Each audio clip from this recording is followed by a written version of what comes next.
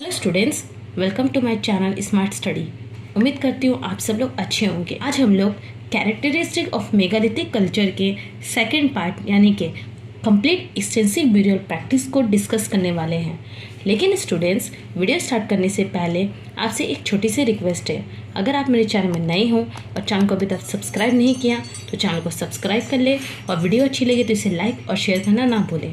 तो आइए स्टूडेंट्स, मैं आपको और ज़्यादा टाइम ना देते हुए आज की अपनी वीडियो की शुरुआत। लास्ट क्लास में हम लोग पढ़ रहे थे कैरेक्टरिस्टिक्स ऑफ मेगालिथ कल्चर। इसमें हम लोगों ने पढ़ा था कि मेगालिथ कल्चर की कैरेक्टरिस्टिक क्या क्या थी और साथ ही साथ हम लोगों ने ये पढ़ा था कि मेगालिथ कल्चर की जो चीफ कैरेक्टरिस्टिक थी उसमें ब्यूरल प्रैक्टिस बहुत ही कॉमन था और ये ब्यूरल प्रैक्टिस 2 टाइप से की जाती थी। और हम लोगों ने सबसे पहले फ्रैक्शनल या फिर पार्शियल ब्यूरल प्रैक्टिस को पढ़ा था। आज के इस क्लास में हम लोग पढ़ेंगे कंप्लीट या फिर extensive burial practice. Okay students, तो देखिए ये कंप्लीट या फिर एक्सटेंसिव ब्यूरल प्रैक्टिस क्या है इसको समझते हैं। तो हमारा फर्स्ट पॉइंट क्या है इसको देखिए। In some places like Nagarjunikonda, Maski, Adichanallur et cetera the some examples of complete burials are found. क्या बोला जा रहा है कि कुछ प्लेसेस है जैसे कि नगर जूना कुंडा, मस्की और आदि चनर ऊल, ये प्लेसेस है जहाँ पर कंप्लीट या फिर एक्सटेंसिव ब्यूरल प्रैक्टिस की प्रूफ मिली है। ओके, अब इस कंप्लीट या फिर एक्सटेंसिव ब्यूरल प्रैक्टिस किस तरीके से होती थी इसको समझते हैं।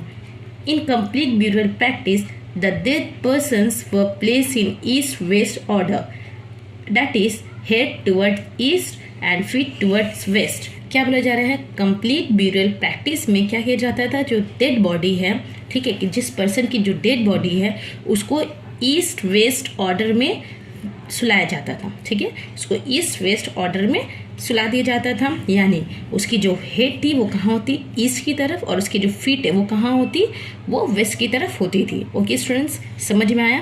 कंप्लीट या फिर एक्सटेंसिव ब्यूरल प्रैक्टिस कैसे होता था? कंप्लीट या फिर एक्सटेंसिव ब्यूरल प्रैक्टिस के लिए सबसे पहले डेड पर्सन की बॉडी को ईस्ट वेस्ट ऑर्डर में सुलाया जाता था, यानी हेड उसका ईस्ट की तरफ होता और फीट उसका वेस्ट की तरफ होता था। ओके, अब आगे देखिए। Under complete burial practice, corpse of old male female had buried in the graves that dug in the ground। क्या बोला जा रहा है?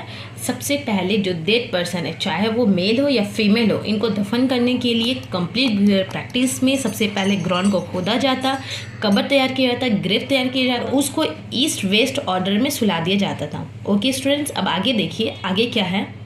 In the grave pottery implements etc. were placed as grave goods beside the corpse। क्या बोल जा रहा है? जब कब्र में मेल या फीमेल की बॉडी को रख दिया जाता ईस्ट वेस्ट ऑर्डर में, उसके बाद क्या किया जाता, उसके बाद डेड बॉडी के साथ कुछ चीज़ें उनके साथ दे दी जाती थी, कुछ पॉटरी, कुछ इम्प्लीमेंट उनके कब्रों में, उनकी ग्रेव में रख दी जाती थी। उसके बाद corpse of small babies were completely buried after placing them into urn या pot। क्या बोला जा रहा है? अगर कोई स्मॉल बेबी डेथ हो जाता तो उसकी बॉडी को सबसे पहले जला दिया जाता था। जलाने के बाद जो राख बचता उस राख को अर्न या पॉट में डाल दिया जाता था। उसके बाद द evidence of urn या pot burials are found in the region of Chengalpattu etcetera of Tamil Nadu.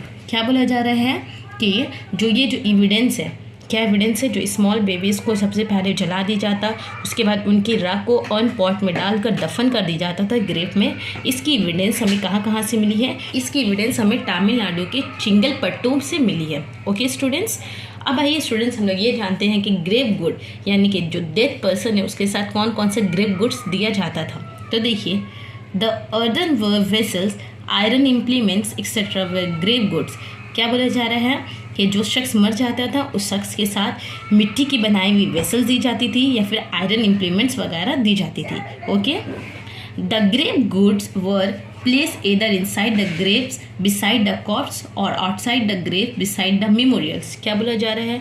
या तो ये ग्रेव गुड्स को उनके साथ दे दिया जाता था या फिर ग्रेव गुड को बाहरी में अच्छे से सजा कर रखा जाता था यादगार के तौर पर। ओके स्टूडेंट्स, तो स्टूडेंट्स आज के इस क्लास में हम लोगों ने क्या पढ़ा इसका छोटा सा रिकैप कर लेते हैं। आज के इस क्लास में हम लोगों ने पढ़ा कि कंप्लीट या एक्सटेंसिव ब्यूरल प्रैक्टिस क्या है, और साथ ही साथ हम लोगों ने जाना ये किस तरीके से की जाती है, और ये जाना कि स्मॉल बेबीज अगर उस टाइम में मर जाते, उस टाइम में डेथ हो जाते तो उनके बॉडी को किस तरीके से ग्रेव में डाला जाता था, और साथ ही साथ हम लोगों ने ग्रेव गुड्स के बारे में पढ़ा।